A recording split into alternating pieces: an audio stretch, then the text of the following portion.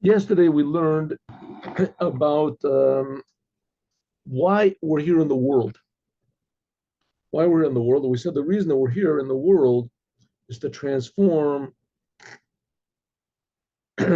bad into good. And when we do that, that adds a new thing in the world that wasn't here before. And that is the power of defiance, transformation, happiness, joy.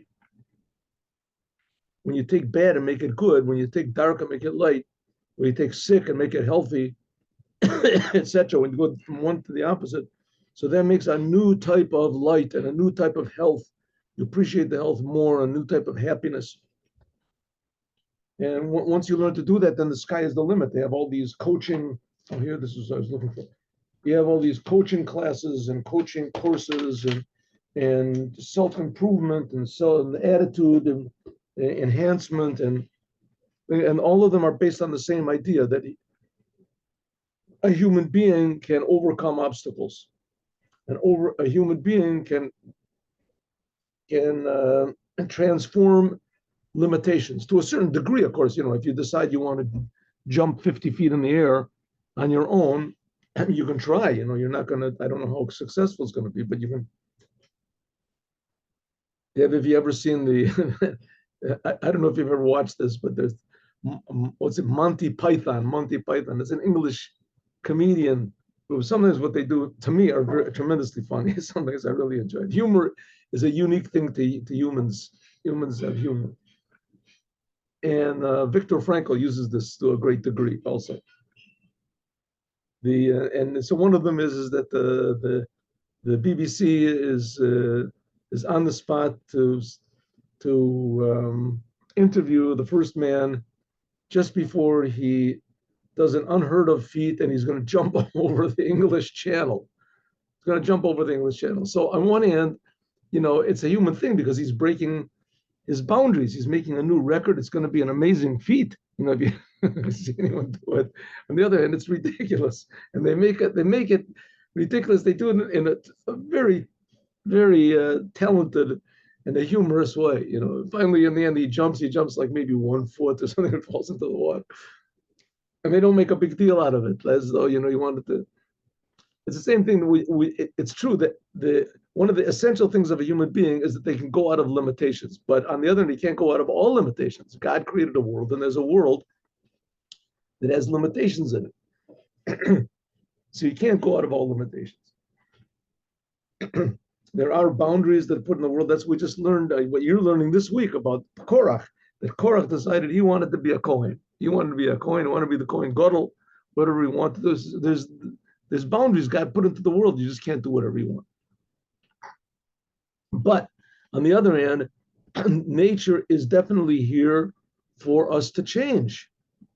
We have to know according to what guidelines to change nature, right? A person decides he wants to be a giraffe or something like that. So that's changing nature below normal. But if you decide that you want to change from being a poor person to a rich person, be a stupid person, to be a smart person, to be a sick person, to be a healthy person. So those things you can, says the Rebbe, even more. Those are just physical changes. The Rebbe didn't even talk about that. The Rebbe is saying that we can change the whole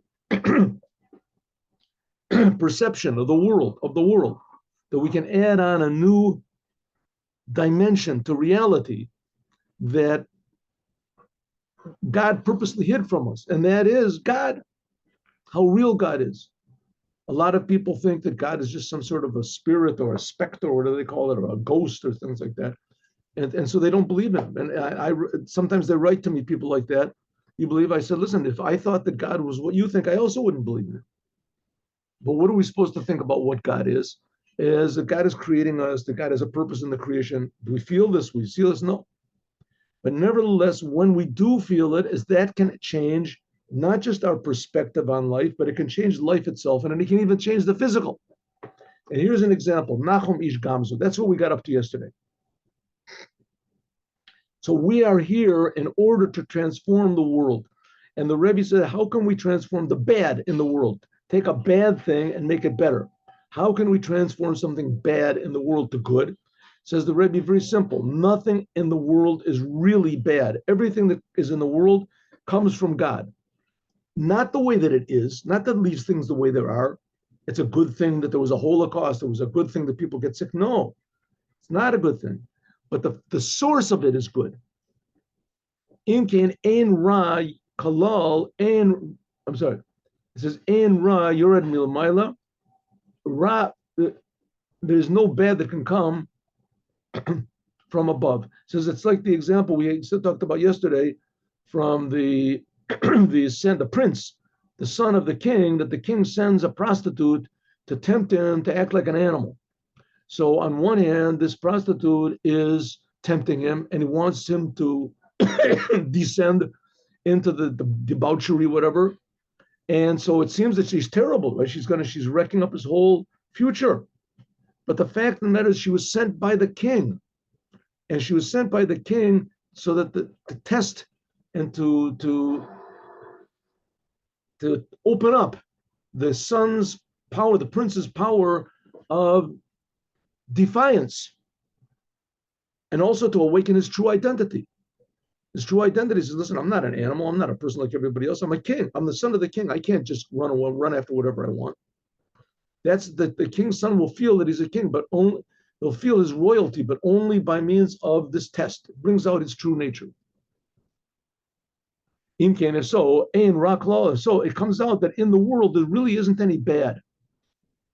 The king called the Yisurim, also all of the suffering that people suffer in this world. If you think like it says, it says that when you reveal the source of it, it transforms to good. Transforms to good. It's not that you say that the bad is, it's good that people are sick. No.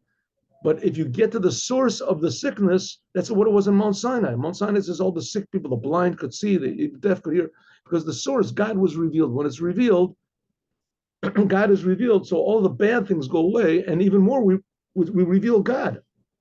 If a normal person is in the world in a normal way and nothing challenging ever happens to him, so he goes about his normal life, he never dreams that he's any more than just an animal, a human animal, a tamed animal, a trained animal, but still an animal. He's never really demonstrated his humanness.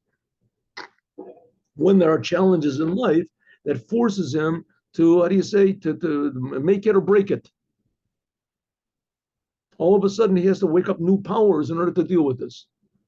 I know that I've spoken to and I've heard from people that were addicts, alcoholics, whatever, and they said to return to being an alcoholic, never. But the fact that I defeated the dragon, said that's an accomplishment that very few people have.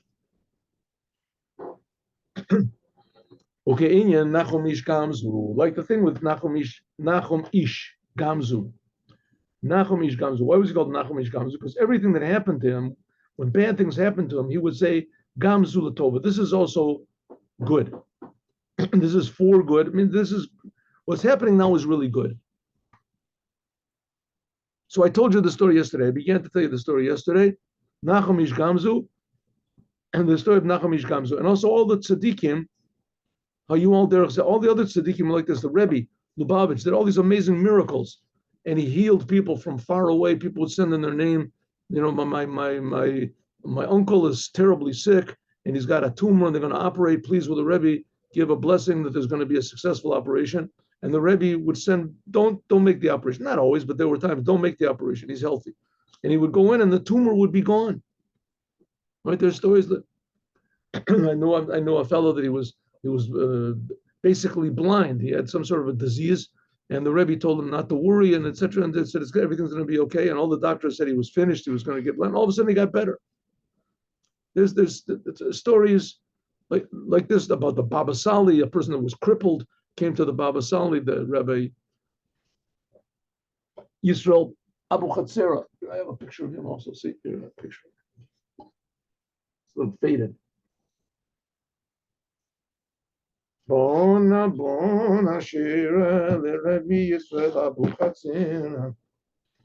And he also, the people came to him. He was from Morocco. People came to him. The guy was on a wheelchair.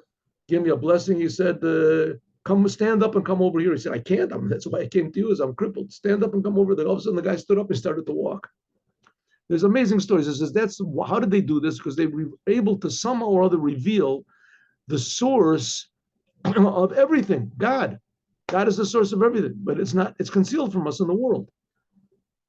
How can it be concealed in the world? There's nothing except for God. All there is God. But God makes the world in such a way that it conceals him, and God wants to be revealed here. And when God is revealed here, what happens? Health, happiness, sight,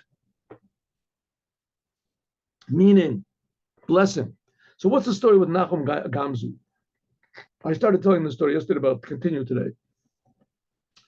Nachum Gamzu was sent. This was like after the destruction of the temple. So the Romans made, there were always Jews left in Israel. So there was, Nachum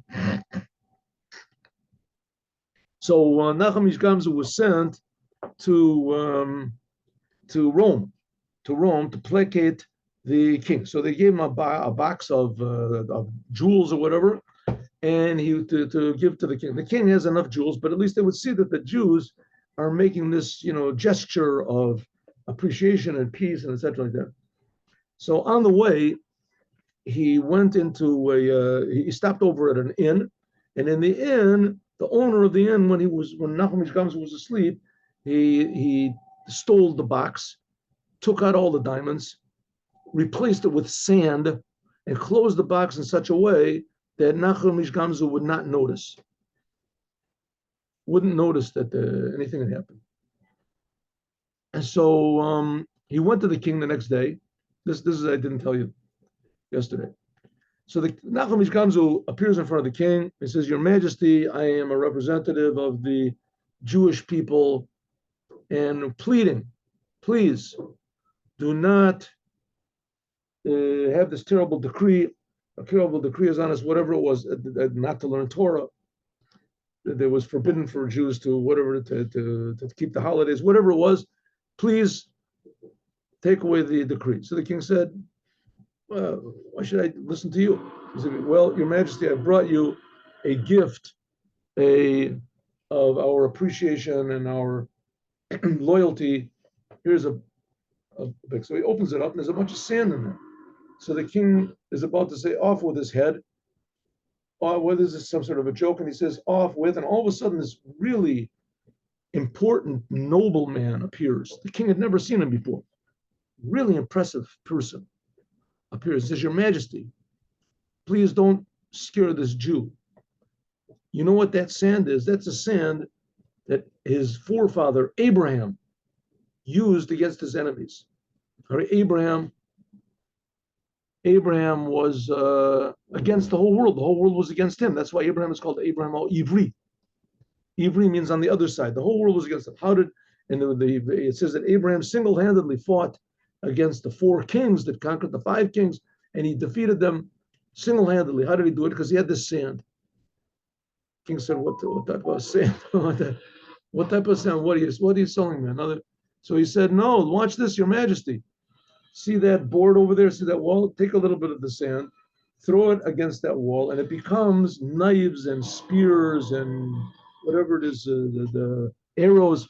So the king did it, and he threw it. Sure enough, it began, and each one hit exactly on the spot. You pick a spot over there, and it hits exactly on the spot wherever you want. The king said, "This is fantastic stuff. This is an amazing weapon. Let me use it against my enemies." And so he did, and he conquered all of his enemies, got rid of all his enemies in just, an hour. And they said, "This is the most amazing gift I've ever gotten. Thank you very much." He said, "Nachum Gamzu, you can take whatever you want, ask whatever you want, I'll give it to you. You've just made our country secure, and now I can conquer the whole world with this stuff." So he said, "All I want is that decree. Give me that decree back." And he said, "Oh, sure, no problem. And not only that, I'll take 10 boxes like what you've got, and I'll fill them up with diamonds, take them back to the Jews with the torn up decree." So it says that he went back. I left out the main part. I left out the main part of the story. I left out the main part of the story. The king opens up the box, and he said, "What is this? Some sort of a joke?" And Nachum Gamzu saw, this is before the nobleman appears, Nachum Gamzu saw that he was in big trouble. And this could have repercussions against all the Jewish people. but he did not worry at all. He thought about God and he said, Gam zu latova. Also, this is good. This is for good. This is for good. And all of a sudden, this Elijah, it said the person who appeared, that honorable person, was Elijah the prophet. Elijah the prophet appears. Well, of course, Elijah the prophet had died, 800 years earlier, something earlier. So Elijah the prophet appears dressed as this nobleman, and he transforms this sand into arrows. And that saves the whole thing. Now, if Nachum Ish Gamzu would have brought diamonds, it's a big doubt if it would have worked or not, if it would have convinced the king. But now that he brought these magic sand, so that did the trick. So it ends up that it ended up to be a blessing that that person stole the diamonds. A blessing that he stole the diamonds. Okay, what caused the miracle? You'll see in a minute what caused the miracle. The end of the story is a little bit sort of he went back on the way back, so he stopped off at the same inn, and they were very amazed to see that he was successful at all these diamonds. And he said, "Man, the sand that you have and you're in this place is amazing. The king gave me all this." So the owner of the inn, he went to the king with barrels or whatever of the sand, and the king looked at it and he said, "What is this? This is the sand that Jew used yesterday." And the king tried it, and it was sand. It didn't work. And he buried him in the sand.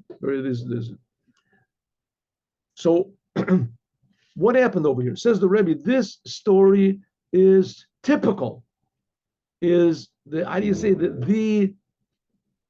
typical example of what tzaddikim are supposed to do.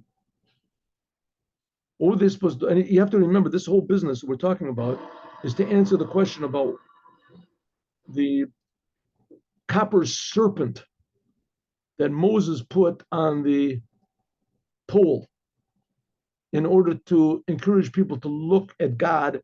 The serpents were biting the Jews and killing them. And so he put a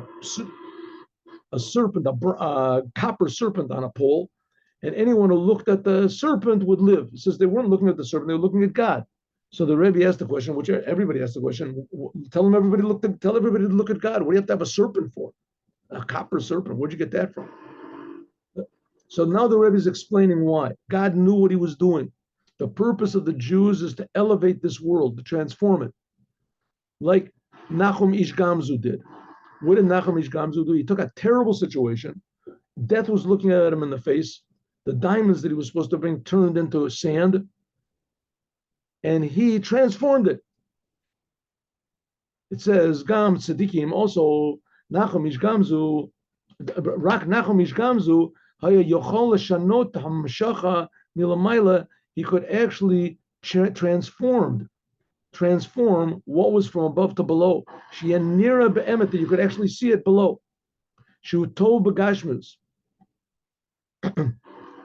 Nachum Ish Gamzu, what changed the sand into arrows? His attitude. Nachum Ish Gamzu's attitude that this is good. What do you mean this is good? That everything comes from God, and when God is revealed, so it becomes a revealed good. He says that's really the fact. The truth is that everything really is good. Maybe we don't have the power to actually change it like Nachum Ish Gamzu did. Nachum Ish Gamzu, he was living constantly with the awareness that God is creating everything. Why are there bad things in the world? That's a big question by him. By us, is no question. The world is bad. What's the question? The world is bad, and that's it. He says, no, the fact of the matter is we're here to transform the world. Maybe we can't transform it in a revealed way, and maybe we can't transform it right now. But that's the whole idea of praying. Praying means that we want to reveal the good that is being concealed by the world. And not just, how do we do that? To transform the world. Therefore, he was called Gamzu. That's why he was called Gamzu. What does it mean? Shehu Musag means that also this will be understood. We can see even the bad things, we can see that they are really good, transforming it to good.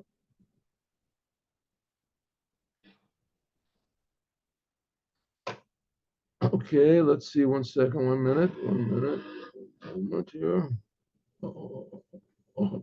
But call it tzaddikim, but all of the other tzaddikim, the other holy Jews, shahaya, that were, let's move this a little bit.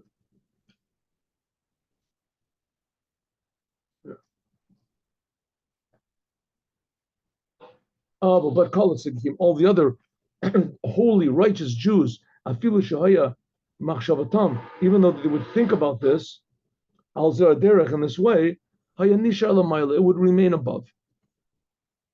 In other words, when Mashiach comes, eventually all the good will be revealed in the world. In fact, there'll even be the raising of the dead. There won't even be any revealed bad whatsoever. Nowadays, what's revealed to us is the bad. But the Rebbe is trying to tell us the fact. The fact is, the reason that there is bad in the world is because God hides himself. God is hidden. And we help him being hidden by our, how do you say, negative deeds and speech and thought. That just fortifies the concealment of God. It increases the concealment. But the Rebbe is trying to say that our good deeds, our good speech, or even our good thought, in the case of Nachum Gamzu, it was thought and speech. He just said, this is for good. So by us, everything remains as it was, betchila, without any musag tov au. But we have to just believe that it's good, and we don't see it. Okay, but still the Rebbe is trying to bring us a way of looking at the world. And the world covers over God. But the world essentially is good. Everything essentially is good. Man is essentially good. The world is good. God is infinitely, infinitely close. But all this is just hidden by a thin veneer of creation. And that's what God wants. And he wants it to be that way so that we should defy it. And ideally, we should transform it. That's what Moshiach Gamzu did. He transformed the bad into good to the degree that he said, wow, am I glad that that bad thing happened? Am I glad that it turned into sand?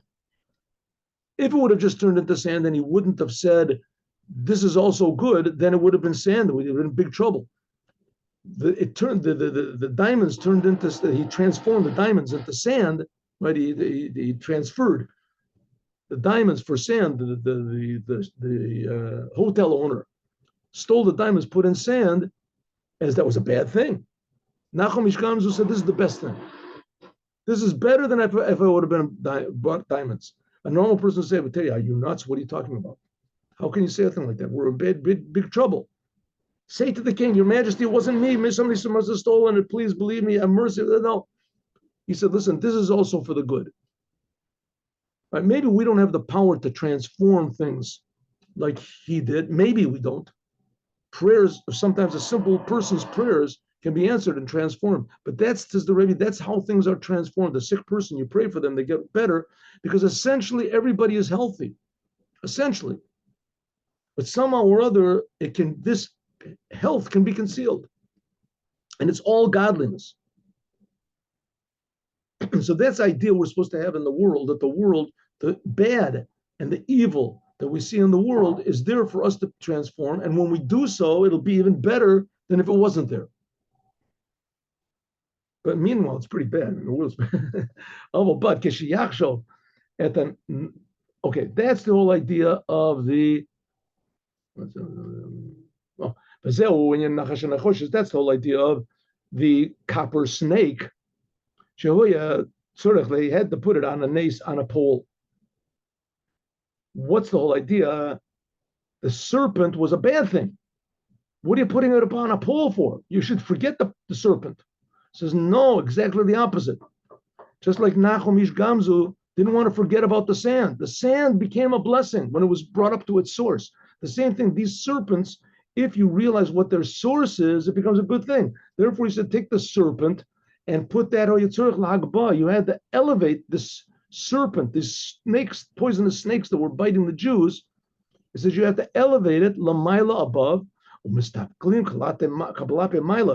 you look at the serpent and the serpent, you look upwards and you realize, where did the serpent come from? Kolomer, Shelo yachshov, don't think that this poisonous serpent is separated.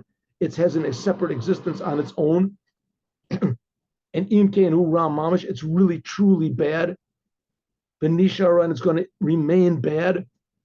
Like there's some people that say there's the power of good and the power of evil. The power of evil is real. Well, the fact of the matter is the power of the evil is real, but it's real because God is constantly making it real. And our job in this world is not just to ignore it. Ignoring is hard enough, but eventually even to transform it. When you think about that, this shiachshav at the nachash, when you think that this serpent, the snake, this very bad, terrible, deadly snake that shouldn't be here in the world at all, but when you elevate it up above, b'shoshu, to its source, she'eno nifrad, that is not separate from God, and you realize that all the bad things in the world are being enlivened by God, hu al derech mashal, then it becomes like the example, like we said about the prostitute with the son of the king. If the prince always thinks, all the time he's thinking, listen, I get what's going on. My father sent this lady, right? He sent her. So if so, then all of a sudden you realize, ein ra yored milamayla. Then it becomes much easier to stand in the test and not let the world conquer us. Therefore, he made it from copper. Why copper? It says that copper changes colors. It can become different colors. Copper. I guess if it's shined up, sometimes it's blue, and sometimes it's red, and sometimes it's this. But maybe in Yovi. We can transform it. There's a story. I think I told you the story before, but I'll tell you it again. This will not be in the place of the story that I'm going to tell you, God willing, at the end of the class. So the story is that there was somebody in a congregation. He had a very bad temper. He used to yell and scream, pretty bad, very terrible temper. And so one day the rabbi went up to him and said, Mr. Groys, said, listen, I just made a bet with Mr. Whatever it is, Forbes. And he said that he can make you lose your temper. And I said, no way. I said that you should, Mr. Groys, I know who you are, and you know it's a big sin to lose your temper, and that you won't lose the temper. And we made a bet, $10,000. He said he'll give me $10,000. He's sure if Mr. Groys loses his temper, he'll give 10,000. I'm sorry. He will give $10,000 to the synagogue if Mr. Groys does not get angry. He says he knows that for sure can make you angry, and if he does make you angry, he's not going to give anything to the synagogue. But if you hold back and you don't get angry, he'll give a $10,000 donation to the synagogue. So, Mr. Groys, I'm asking you a favor. Tomorrow, he's going to try to make you angry. Do me a favor and don't get angry. First of all, he'll give money to the synagogue. And then secondly, he'll make him look like a fool. Mr. Groys says, no problem. I'll do it. So, sure enough, the next day they're in synagogue, and this Mr. Forbes or whatever that said he can make him angry, he does everything he can to make this Mr. Groys angry. He calls him up to the Torah, and as soon as he gets up, he says, no, I'm sorry, I made a mistake, not you. You're a fool. You can't get called up to the Torah. You sit back down. And all the time he's making these really ridiculous jokes about him and fooling him. Everybody's laughing at Groys, and everybody's figuring any second he's going to get angry. And Groys just sits there calmly, smile. He doesn't even hold himself back or something. Doesn't get angry at all.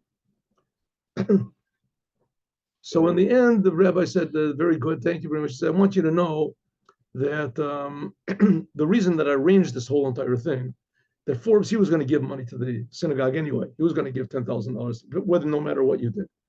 So, but I wanted to do this thing to show you that you can control yourself. It's possible you control yourself. And the fact is, the matter is that Forbes was sent by me. So all of a sudden, what happens now?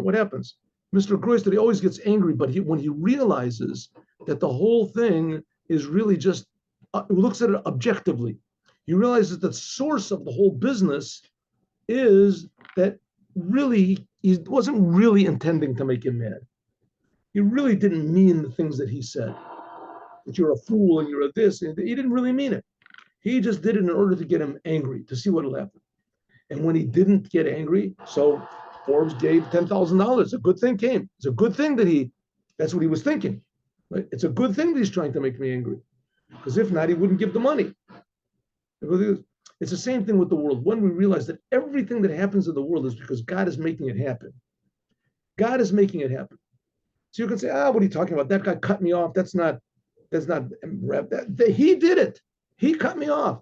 So no, the reason that he cut you off is that God wanted him to cut you off. It wasn't him that cut you off. It was God is creating that person. He's creating you. And he arranged the whole entire thing that he would cut you off.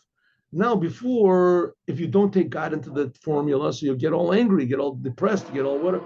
But if you realize that it's God that wants you to lose the money, or that God wants you to get shamed, or God wants you to whatever it is, God forbid any bad things that happen in the world, and God just wants to see how you're going to stand up in it. So you'll start to think positively. You don't think, right? You God forbid you lose your money. You'll think, well, Baruch Hashem, I had money. I did have money. And even if I had that money that person stole from me or whatever, eventually I would die and the money wouldn't be worth anything. So Baruch Hashem, I did have the money. So I should be happy that I did have the money. And I'm still alive. Look what I do have. Right? Also, I should think positively. I shouldn't get depressed. Doesn't mean that I'm a loser. Right? Nowadays, they have in schools, they have this bullying. Kids bully other kids, and they're cyberbullying. They bully them on Facebook. They bully them on this. I know people that had this happen to, and it makes them feel so tremendously depressed and so frustrated with life, and everything becomes suddenly meaningless. Everybody's telling them that they're a loser and that they're fat and that they're ugly and that this and that, right? And so a lot of these people, God forbid, they even commit suicide. Children. And one reason is because they feel alone. They feel abandoned. And to be alone is a terrible thing. And maybe the worst thing, to be alone. And here the Rebbe, he's trying to tell us, listen, not only, number one, nobody's ever alone. God is always with everybody. It's a hard pill to swallow. It would be not very nice if you had friends and you had the company and you had people that agreed with you and said, okay, everybody needs encouragement. Everybody needs true. But when it comes way down to it, if you have no other choice, it's either committing suicide, God forbid, or suffering. So there's a third element. You can say, either I can do a negative thing or feel negative, a negative way, or I can realize, 1 second, let's make a reset over here. God is making all this bad stuff happen. He wants to see how I'm going to react. And God is with me. He's giving me power, and I can transform the whole thing to good. I can transform. Let's take another example. Somebody is bullied, and this person doesn't pay any attention to it, or he says good things. It could be that all the people that bully him will say, this is a big mistake I'm making. I should have to stop this. Could be, he'll transform it to be better. He'll bring out good from all the bullies. So that's the point that he wants to say, is that by really thinking and understanding that God is creating everything, even the bad things, and that he's creating the bad things because he wants us to transform it, or at least to transform ourselves. And that's how we transform it, by transforming ourselves. Nachum Ish Gamzu, he should have been depressed, should have got angry, he should have been confused, but he wasn't. He said, listen, God did the whole thing, Gamzu Latova, and he made it happen that it actually was a revealed good. Let's see, what's it? 1 minute, let's see what this is.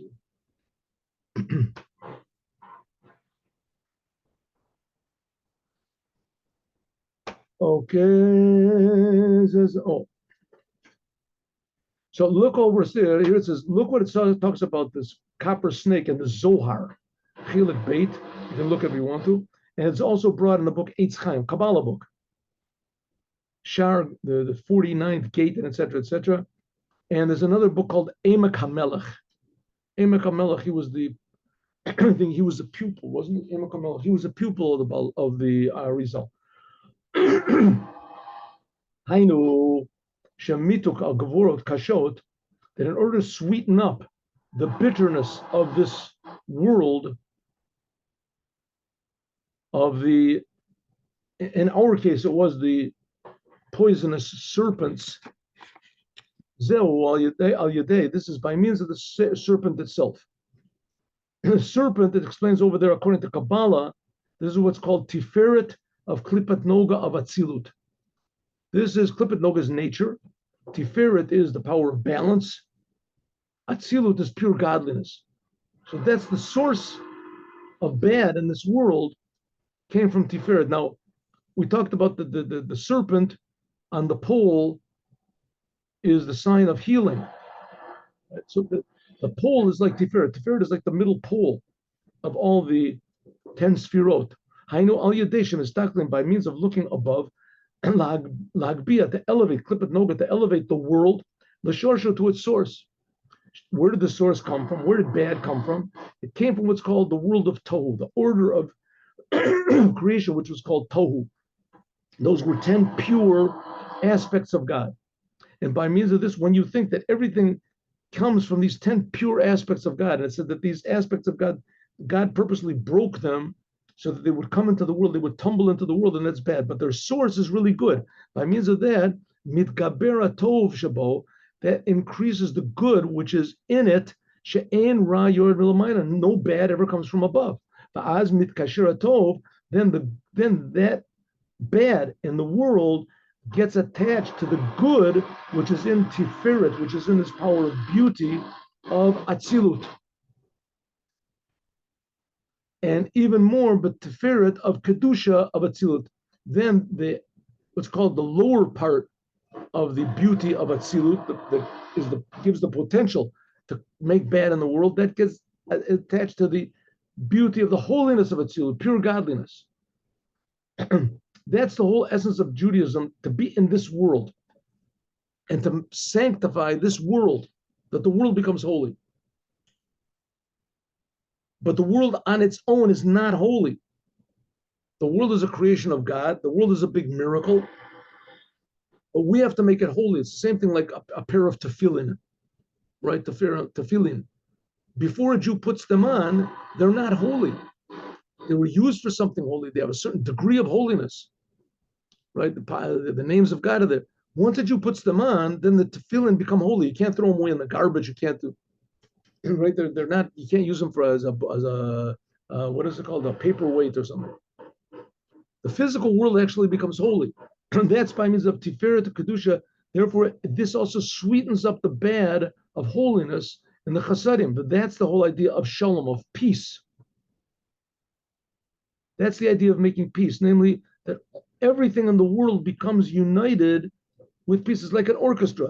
Once everything is connected to the composer and to the conductor and the music, so then all these different instruments, and sometimes opposing instruments, some have a high range, some a low range, as these all play in harmony. From this is drawn down afterwards, peace, this draws down peace in the physical world, until finally it comes down to Noga, and the good becomes more powerful, and it sweetens up the bad. And that's by means of, this is Kabbalistic idea, Tiferet of Noga. That's Tiferet is the middle pillar. That's like the snake. That's the whole idea of the snake, the bronze serpent. And it was to show that the bad in the world has a good source, and that we can transform when we reveal this good source, is that the bad becomes weakened. It becomes transparent. But it depends on us to do it. You have to look up. And link your heart up to your Father in heaven, etc., etc., etc. That's what it says. So what's the point of this mimer? Very, very deep, very, very practical. Our attitude in the world should be that everything is coming from God, and if, God forbid, a bad thing happens to us, right? Like we're now in the Gimel Tammuz, when the previous Lubavitcher Rebbe was released from prison and is sent to exile. Sent to exile. After the Rebbe got out, like 9 days later, after he was sent into exile, he got out. So suddenly everybody realized that this whole entire imprisonment was the best thing that could possibly happen, even though he was the previous Rebbe was a king. It was a royalty. It was holy. And the people that he was in, that were his captors, were defiled, murderers, the lowest of the low. And he was in their control. It couldn't be any worse than that. But through his attitude that he had, namely that he is only going to do what God wants, not what they want, is eventually, and they beat him, and they did. Eventually, it worked. And what is it? 70 years later, all of communism fell. All of communism fell. Incredible, unbelievable. There's always people that have tried to enliven it, but still, the fact of the matter is this whole empire of communism, world conquest. They had these wonderful ideas. It was going to take over the world. It was the whole thing, like a balloon burst. And there came out of that a lot of good, which we haven't seen all the good yet. We haven't seen all the good. But because of that, first of all, the Iron Curtain fell, as now Chabad can go in, and there's thousands of Russian Jews that are waking up to their Judaism. Thousands. And a lot of them have tremendous talents and tremendous abilities to improve the world. And eventually this will spread to the whole world, that the whole entire world will start using their good to transform the bad in the world to good. But the only way it can be done is by looking up. Looking up. That's what I said before. There's always people that come along and say the solution to the world's problems is X, it's Y, it's, the Greeks conquer the world, then the whole world is going to be okay. The Romans conquer, then it's going to be okay. And then people came along and said, no, psychiatry, that's what's going to heal the world, right? It's going to, that's so the whole world was just swept over by, psychiatry, and we're going to, reveal the Oedipus complex. Then people said, no, it has to be freedom. You have to be freedom. And Napoleon, all these people came with these ideas, world sweeping, genius ideas about how we're going to fix up the world. We're going to get rid of the problems of the world. But the fact of the matter is, no matter what system that you apply to the world, it's not getting to the source of the problem. The source of the problem is God. God is the source, and the lack of awareness of God in the world, that's what causes greed and cruelty, which is what wrecks any system, no matter what it is. So it doesn't make any difference if the head of the communist system or the socialist system or the democratic system or the whatever economic system you have is, if they're greedy people, then it's going to wreck the whole thing. So the system does not change it. Says the Rebbe, here's the answer. We have to take all the bad in the world and realize that the bad comes from God. Everything comes from God. And it all is there for only one purpose, that we should look up. That we should start bringing the Creator into our lives, every second of our lives. Because that's the truth. He's giving us life, he's creating the world. When we start realizing that, the world becomes different. The world becomes different. At least you yourself become different. There's one less frustrated, miserable person in the world. One person at least is thinking about God. And someone will take the example, and more people take the example, and the whole entire world, which is like a big poisonous snake now, will become elevated. No problem. We'll reveal something that's really, really good. Just like with Nachum Ish Gamzu, this is also the best thing that could possibly happen. Somehow or other we'll realize it. I don't know how that's going to be. But the Holocaust was good. Makes no sense. But the whole thing makes no sense. The fact that there's Jews, that God creates the world makes no sense. The fact that there's Jews in it to improve the world makes no sense. And the fact that we can improve it, and what we will improve it, Mashiach is going to really make a perfect world, it makes no sense. It's going to be above sense. Because if you go according to sense, we have the crazy world that we have now, which nobody wants. Okay, let's learn the Devar Malchut. I hope it's still up. Yesterday we had troubles. Let's go. Let's see. I think it is. 1 minute. What's this here? There we go. Yeah. Okay. Here it is. Good. Stop.